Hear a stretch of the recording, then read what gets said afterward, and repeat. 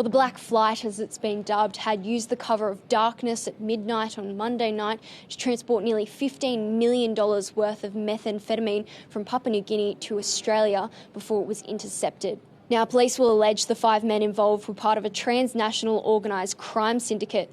It's believed the men used a twin-engine Beechcraft light plane, which had left Wilton near Wollongong on Monday, with 2 of the men, who were experienced pilots on board, who headed to Papua New Guinea, picking up the drugs to be imported back to New South Wales. But the aircraft had to land to be refuelled at an airstrip in Monto, a rural Queensland town, and that's where police intercepted the flight and arrested the 2 pilots, as well as the 3 men that were on the ground before it could complete its trip back to New South Wales.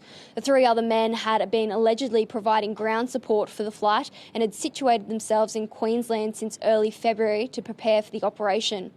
The AFP says the men used a number of methods to remain undetected throughout the entire operation. They were obviously not buying that amount of fuel in a regional and remote Queensland community, so they were transporting that fuel that was needed to refuel and get back to New South Wales, all the way from the Hunter region up to rural New South Wales, rural Queensland.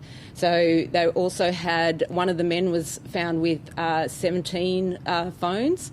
They were using encrypted devices, but they were also using lots of different mobile phones, and then what we commonly refer to as burner phones. So they were using traditional organised crime methodology to disguise their activity.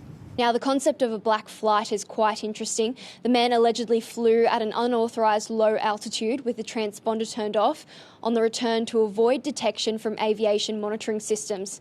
But this isn't the first time a criminal organisation has attempted to transport illegal substances from Papua New Guinea to Australia. Back in 2020, another black flight carrying over 500 kilograms of cocaine had tried to leave the country but crashed when taking off.